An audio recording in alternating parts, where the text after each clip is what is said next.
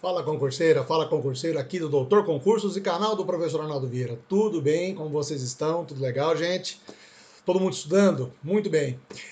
A gente vai já entrar direto nos pedidos que a gente faz todo começo de vídeo, todo início de semana, pedindo para você deixar a sua colaboração, para você deixar o joinha, para você se inscrever nos canais. Se você chegou aqui, está vendo esse vídeo, está estudando para concurso, está se preparando aí para o Enem, por exemplo.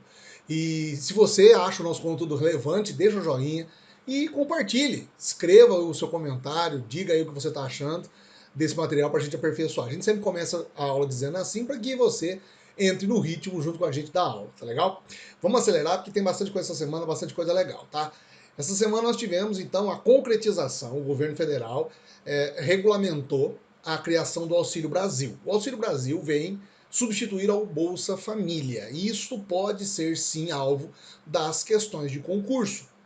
Até porque tem toda uma polêmica por trás disso aí, que na verdade não é só deste governo, mas de outros governos também, que é sempre uma revisitação aos programas sociais existentes com uma mudança de nome. A vantagem dessa vez do Auxílio Brasil é que ele amplia algumas características do Bolsa Família. Ele faz um aumento aí de quase 18% do valor que estava sendo pago. Agora, a média, né, que vai ser paga em novembro, é de R$ 217,18. Essa é a média básica, mas é claro que isso vai entrar na conta de outros benefícios que vão ser aplicados pelo Auxílio Brasil, que vem, de uma maneira geral, renomear algumas atividades, alguns benefícios extras que já eram oferecidos pelo Bolsa Família. Tá?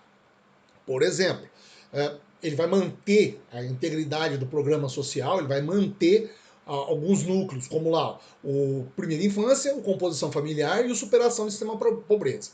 Esses auxílios vêm a mais do que aquilo que está previsto somente pelo Bolsa Família. O Auxílio Brasil vai garantir estes e vai colocar mais 6 à disposição.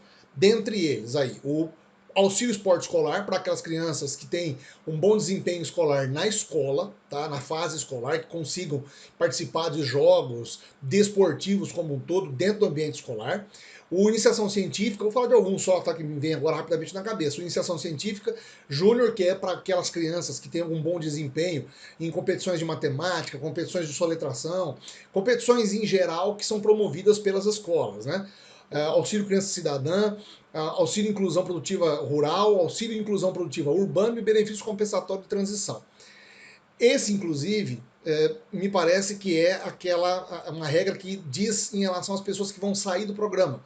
Ou seja, o programa ele beneficia algumas famílias no primeiro momento, mas as famílias, quando evoluem de uma maneira geral dentro do ambiente social, elas acabam sendo retiradas do programa porque elas já têm o próprio benefício, já estão conseguindo manter se manter sem o auxílio governamental. Esse programa, inclusive esse auxílio, vai perdurar por mais 24 meses após o término desse auxílio regular. É claro que o Auxílio Brasil também tem críticas. Primeiro, as fontes pagadoras, como que o governo vai conseguir sustentar isso além do ano que vem? Ele tem um projeto de emergencialmente atender até dezembro do ano que vem. Depois ele vai ser discutido, vai ser remodelado. Depois, né, ele vem com essa questão da inflação, que seria uma resposta do governo à defasagem que as pessoas estão tendo agora no poder de compra dos seus salários por conta aí dos 14,6 milhões de pessoas que são atendidas, famílias que são atendidas. Então veja, nós temos uma situação um pouco delicada de saber onde é que o governo vai tirar dinheiro disso. Essa pode ser uma crítica. Uma outra crítica é sobre as políticas de assistencialismo, né? Que os governos, não só este, mas outros todos, sempre vieram e colocaram implantando como política de governo dentro do território nacional. Vários críticos dizem que não é a saída, pelo contrário, que se você desenvolvesse possibilidades de que esses trabalhadores, que essas famílias desenvolvessem atividades profissionais ou investissem, por exemplo, em pequenas produções rurais ou dentro de agricultura de subsistência, você não teria que precisar despender dinheiro público para auxiliar as famílias. Isso vem desde a crítica do Bolsa Família. Em 2003 teve inclusive grandes manifestações por conta disso aí, o Ministério Público denunciando. Então não é um assunto que se encerra aqui, pelo contrário. Há ainda a PEC dos precatórios, que foi também aprovada essa semana, e eu preciso citar ela porque ela é a a chave que o governo está apresentando para a saída, né, por conta de manter aí, de arrecadar quase 32 bilhões de reais para manter isso. Só que esses precatórios estão sendo liberados para furar o teto de gastos, só que eles um dia vão ter que ser pagos. Então, como também que isso vai impactar outros setores sociais como um todo. Enfim, é um assunto bem complexo, mas que dominou aí o noticiário da semana. Eu achei importante abordar isso com vocês aqui, dentro dessas nuances. É um programa que auxilia necessariamente muitas famílias, ele tem uma ampliação maior, aí, uma gama de atendimento maior, mas ele também traz algumas incertezas e algumas dúvidas para as pessoas que vão ser beneficiadas por ele, por sabe-se lá quanto tempo o governo vai dispor desse valor para ajudar essas pessoas. Informação importante que eu achei muito pautada, um cara de concurso no futuro que você precisa saber, tá legal? Em outra instância, atingindo uma outra área aí das informações, na semana passada já era para eu ter abordado, mas eu optei por abordar essa semana porque eu sabia que ia ter também a eleição e muito provavelmente seria do Gilberto Gil. Foi da semana passada foi a Fernanda Montenegro e essa semana foi a eleição do Gilberto Gil para a Academia Brasileira de Letras, tá? A ABL, como é conhecida, é uma espécie de entidade literária muito reconhecida, com uma respeitabilidade em todo o território nacional, que garante aos seus integrantes, os que forem escolhidos, o título de imortal da academia. Ou seja, são pessoas que vão estar com suas obras fixadas lá, estudadas e celebradas eternamente. A Academia Brasileira de Letras é um grupo muito restrito de escritores e personalidades brasileiras. E na semana passada, com a eleição da atriz Fernanda Montenegro, que é um ícone da nossa cultura, indiscutivelmente, né? Também suscitaram algumas outras questões. Qual é a grande produção literária de Fernanda Montenegro? Ela tem 2 livros publicados. Mas a questão é que ela representa muito mais para a cultura, por exemplo, como um todo, do que somente para a literatura. Já Gilberto Gil, por exemplo, que também tem publicações, mas é um multi-instrumentista, um artista de máxima grandeza, a nossa expressão musical dos últimos anos perpassa a carreira musical do Gil, de uma maneira geral, é uma espécie de reconhecimento dessas suas participações, desses 2 ícones da nossa cultura, dentro de um ambiente que torna-se popular. Via de regra, seria muito restrito aos fardões e aos grandes literatos brasileiros. Não. A BL está tentando se popularizar, está tentando chamar mais atenção para as pessoas e dizer: olha, nós somos uma entidade que culturalmente preserva a nossa literatura e também a nossa cultura. Então, as eleições de Fernanda Montenegro, né, e de Gilberto Gil para integrarem a ABL provavelmente também vão ser alvo das perguntas aí de concursos, porque são 2 expoentes eleitos uma semana a cada um. A Fernanda, inclusive, representando a pouquíssimas mulheres que foram eleitas. Lembrando que, se não me falha a memória, até 76, 74, 76, as mulheres eram proibidas de integrar o quadro de escritoras, de artistas, de celebridades, vamos dizer assim, do mundo literário dentro da ABL. Ela é somente a 9ª mulher a fazer parte da academia. Gilberto Gil também é um representante, mas já sobre da comunidade negra, do povo negro.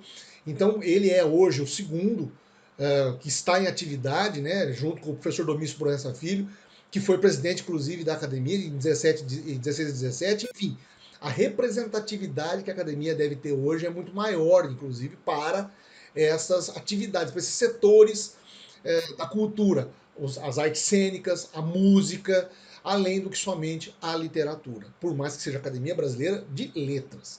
Mas ali é uma Academia Brasileira de Artes, Culturas e Literatura como um todo. Tá legal? Importante você saber disso. Vamos para o âmbito internacional, a COP26. Eu até tinha falado na semana passada que eu iria trazer o resultado final da COP26, porque já se desenhava o que aconteceu essa semana. Os ativistas, todos que fizeram manifestação durante todos esses dias, levantaram exatamente várias questões falando sobre o texto final da COP26. Que esse texto final não ia de nada impactar na questão socioambiental, vamos dizer assim, do planeta Terra. E foi exatamente o que aconteceu. O texto final da COP era muito aguardado, muito esperado, e foi redigido, e foi assinado por mais de 200 países membros, mas muito de longe representa ou deu literalmente algum norte, porque realmente a gente precisa prestar atenção na nossa questão, na questão do meio ambiente como um todo. É bem verdade que levantou algumas questões, suscitou algumas questões, como, por exemplo, uma regulamentação, literalmente, do Acordo de Paris, que foi feito em 2015, e prevendo já, regularizando o que estava dito em relação ao mercado de carbono, ou seja, a troca de créditos de carbono. Você, que é uma empresa poluidora, você gera poluição, você compra crédito de carbono, ou seja, você replanta, contrata empresas para fazer replantio de áreas degradadas em outro local para compensar aquilo que você está poluindo. Agora isso está regularizado, regulamentado, na verdade. Porém, a COP deixou a desejar na questão da eliminação do carvão. O presidente da COP, como um todo, ele até levantou a questão que seria positivo, pelo menos assim, não representava o melhor de todos os cenários, porque se não fossem feitas concessões no texto, alguns países não iriam assinar, e dentre eles Estados Unidos, China e Rússia, que são os três mais poluentes do mundo, mas de uma maneira geral representou um avanço, uma conquista já dentro da discussão. A Índia levantou uma questão e pediu para alterar o texto. O texto, no primeiro momento, que tinha sido divulgado, né, foram 3 rascunhos que foram divulgados. O segundo falava em acelerar a eliminação do carvão e dos subsídios aos combustíveis fósseis. Depois, o texto passou a prever a eliminação progressiva do uso sem restrições do carvão e dos subsídios ineficientes para os combustíveis fósseis. Na versão final do texto, a Índia pediu a trocar a palavra eliminação por redução. Tem uma diferença bem grande, né? Eliminar é o zero, reduzir eu diminuo gradativamente o uso do carvão. É claro também que esses países que estiveram lá e se manifestaram nesse aspecto estavam defendendo o seu quinhão, porque são países que necessariamente necessitam da queima do carvão para a geração de energia. E, de uma maneira geral, tem por trás de si um apoio logístico muito grande, um apoio das empresas e corporações que exploram esse tipo de mercado. Não é o ideal, não foi o esperado. Vários ambientalistas criticando, dizendo que não adiantou nada, que mais uma vez a humanidade perdeu a chance de fazer uma grande história, de mudar um pouco o cenário do meio ambiente e do planejamento da sustentabilidade local, global como um todo. Mas, pelo menos, temos algum tipo de termo, avançamos muito pouco ainda, mas é um início que tem que continuar sendo tratado, por mais que houvessem manifestações, inclusive do presidente da Organização das Nações Unidas, Antônio Guterres, afirmando que alguma coisa tinha que ser feita globalmente e assim, de modo conjunto, proibindo, por exemplo, a emissão de carbono, de carvão, de dióxido de carbono, proibindo a queima do carvão, mas isso ainda não conseguiu ser realizado, pelo menos deste evento, não. As projeções, inclusive, são para que até 2030 nós temos um cenário mais favorável, mas infelizmente talvez a gente não tenha muito tempo para discutir isso, porque a poluição está aí, o aquecimento global está aí, as queimadas estão aí, e a emissão de gás carbônico na atmosfera não vai cessar. Talvez diminuir, pode ser.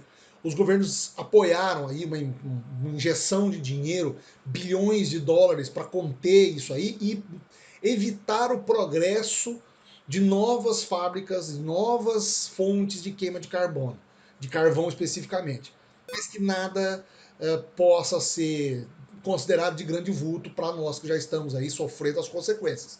Essas questões todas que eu estou dizendo para vocês são importantes que vocês frisem, porque a COP26, provavelmente os concursos logo no começo, no primeiro semestre do ano que vem, irão ser questionadas, vão cair para vocês aí. Quais foram os resultados efetivos da COP26, o que é que foi discutido, qual foi o teor do último documento, né? O documento que foi assinado da semana passada também falando dos países dizendo que assumem o compromisso de não construírem mais usinas de carvão, etc, etc, etc. Ou seja, é uma pauta muito recente que precisa ser estudada e trabalhada por todos vocês, tá legal? E vamos para a última notícia da semana, a nova onda da Covid na Europa. Parece que quanto mais a gente evolui nas pesquisas das vacinas ou até mesmo remédios via oral para combater a Covid, as pessoas deixam de se vacinar, tomaram a primeira vacina, a primeira dose, estão deixando a coisa solta, na esperança de que os problemas se resolvam. Isso não vai acontecer. A bem da verdade, a vacinação na Europa tem encontrado resistência, sim, e resistências de países com nível de desenvolvimento, inclusive educacional, muito considerável. É claro que o negacionismo é uma presente, é uma constante, e ao mesmo tempo você tem uma diminuição no número de mortes. Então as pessoas acham que elas não vão mais morrer ou tem medo da reação da vacina, que pode ser pior do que a própria doença como um todo. Ou seja, é uma visão muito ruim que está fazendo com que a Europa volte a ser o epicentro da Covid em escala global. O número de mortes é muito inferior ao da primeira onda, mas alguns países estão adotando restrições. A Alemanha, por exemplo, deve impor em alguns estados alemães algumas restrições para as pessoas que não estão vacinadas, que se recusam a tomar vacina, né? Proibição de frequentar ambientes públicos, restaurantes, bares, piscinas, etc. Na Áustria, vai haver sim uma espécie de confinamento a partir dessa segunda para as pessoas que não têm, ou não pegaram Covid recentemente, ou não estão vacinadas totalmente, coisa que não acontecia, não foi impensável isso acontecer em toda a Europa. Na Holanda, um lockdown parcial e automaticamente o fechamento das atividades de público e dos eventos esportivos, enfim.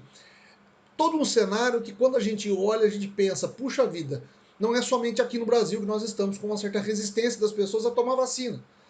Isso é em escala global, mas você imagina, na Europa, que você tem uma concentração muito grande de pessoas em pouco espaço. Então você tem uma facilidade muito maior de contágio como um todo. O número de mortes é relativamente pequeno. A cobertura vacinal, por exemplo, em alguns países como Portugal e Espanha, já passou de 80%, 87%. Mas, como um todo, está chegando a 56,6% de vacinação. E outros países, como a França, por exemplo, está com 68% da população vacinada, se negando a tomar a segunda dose, inclusive fazendo manifestações nas ruas, por conta do passe sanitário que foi promulgado em agosto. A Rússia, com pouquíssimos, 34% de pessoas vacinadas com a totalidade das vacinas, mesmo que, olha lá, tem a Sputnik, hein?